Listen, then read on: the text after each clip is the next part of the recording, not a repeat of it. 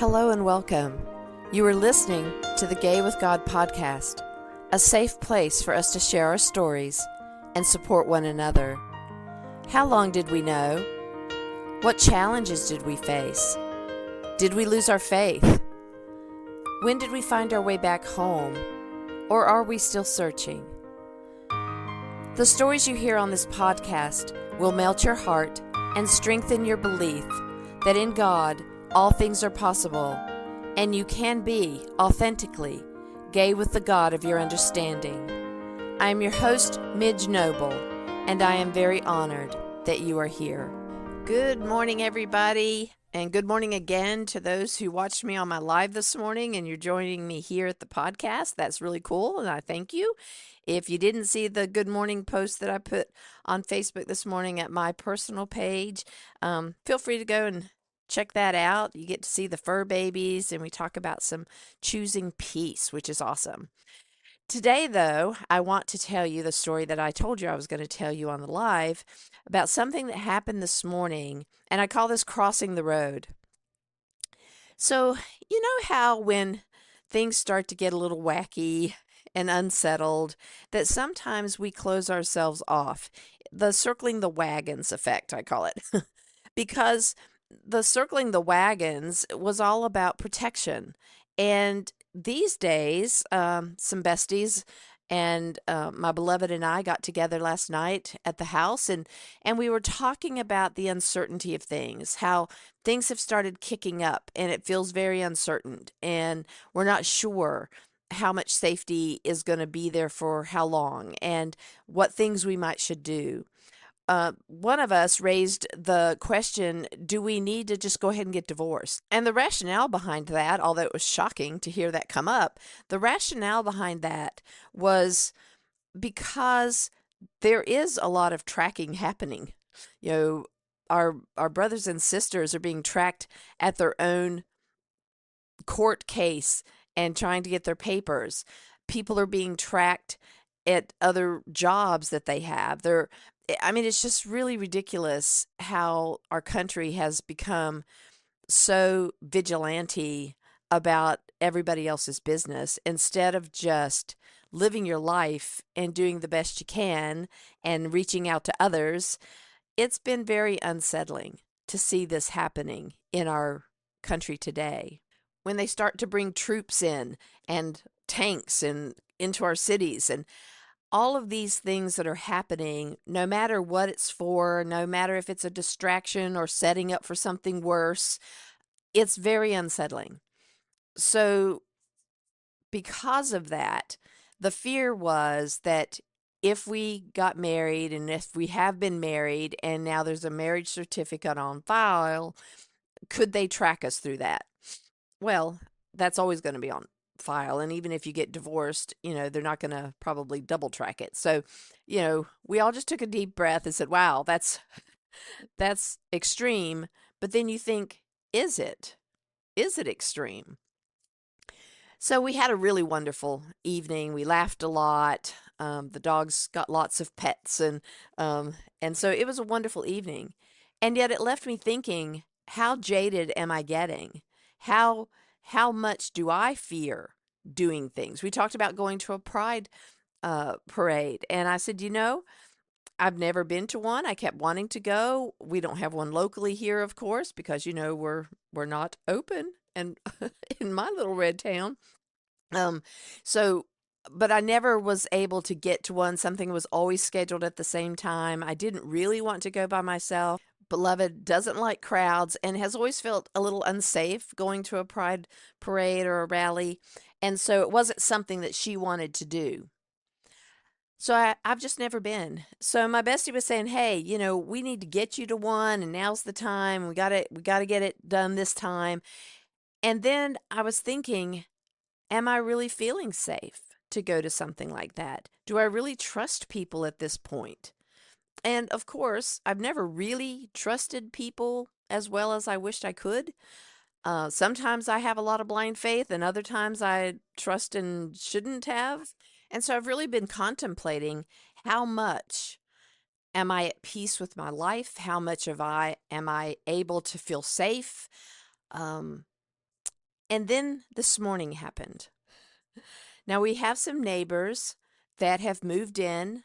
I have met the mother of the family, and we had a nice conversation. We changed phone numbers so that we could, get in touch with each other if we needed to. I assured her that I wanted to be there for them if they ever needed anything, and she said the same. And that's where it's actually ended because they have children and there's school work and schedules and all that going on, and we haven't seen each other out much until last night when her older son was working on their car at nighttime with a flashlight, and we asked if there was anything we could do as I was taking the dogs out, and no, I'm fine. And so I left it. This morning, early, he's out there again with the flashlight working on things, and I noticed there's a bunch of stuff on the road where we were walking the dogs next to our property. And I was concerned about because I didn't know what it was. It like was a trail going up to their house, and I was just afraid the dogs would grab something that they shouldn't eat. I didn't know what it was. And so we came back in the house, and later I saw him out there still working on this car, and I went across the road and said hello and apologized for interrupting him because he seemed to be so busy. Delightful, response. And then I ask about the stuff in the road, and he immediately starts to apologize and saying I was going to clean that up later. And I said, no, that's not why I'm here. I just want to make sure that it's not anything that if my fur kids grab it, that they won't get sick. And he says, oh, it's it's this tire and everything. So apparently on his way home last night, he had a tire that went flat, and then it was dark and he was afraid to stop. And so he just kept coming into the neighborhood, and by the time he got really close to our house, it just started all unraveling, and there was all of this tire and, whatever is inside tires that just followed him, in front of our property and into his driveway. So I said, "Oh, don't worry about that. Don't worry about. I just was wondering what it was." And I said, I've got a big broom, and I've got a big dustpan." I said, "I'll help you when you're ready." And so I went and got all that. Well, he then had already gotten his dustpan and his broom. And so between us, we were all able, and my wife came out, and I told she shouldn't be doing anything physical at this point, but she was holding the dustpan. So, okay, fine. So we all got this mess cleaned up from his driveway, and we had a nice conversation, and everything turned out to be well. Now, crossing the road can either be a sign of aggression or a sign of being a neighbor. And my intention was to find out what was in that road and why is it there and can it hurt my dogs? And my wife said, as I got ready to leave, because she knows that I'm on medication that makes me a little bit irritable, and she said, "Now be nice." Well, that tells you how far I've crumbled right on this medication in my health journey, that she wanted me to be nice. And so I said, my intention is just to make sure that that's not going to hurt our kids. The act of crossing the road, though, is an intentional decision.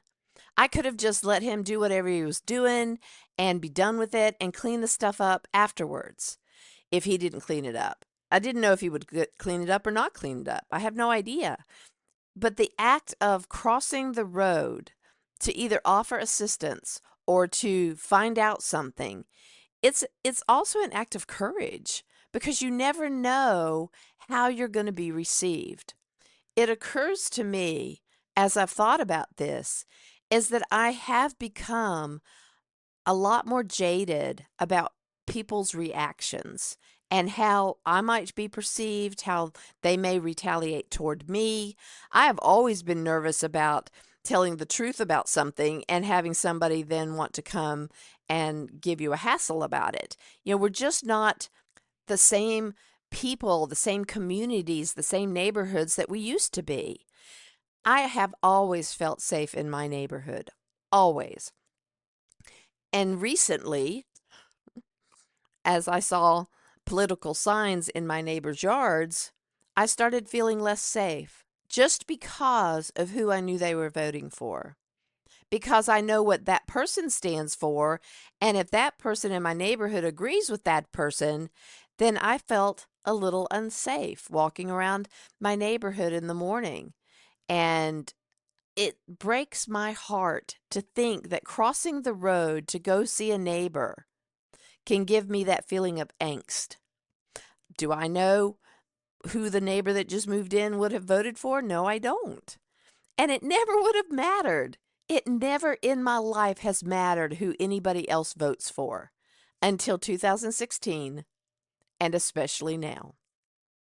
And even though people have said you don't lose friends over a political vote, and we all know that it's not about the vote, it's about the morality of what people are choosing to collude with. And absolutely, I have a problem with people who believe that anything about this regime is good for me or you or our elderly or our service members or our communities. I don't believe that. And it's not about a vote. It really is about the character of people's souls that they are agreeing with that kind of atrocity. Crossing the road is, like I said, an act of courage, and it's also an opening of a door. When you cross the road, when you go to say hello, when you still continue to smile at people, you continue to do the neighborly thing, or out in public, you offer assistance if you need to, that is also the crossing of the road shows what kind of character we still continue to embody inside of ourselves.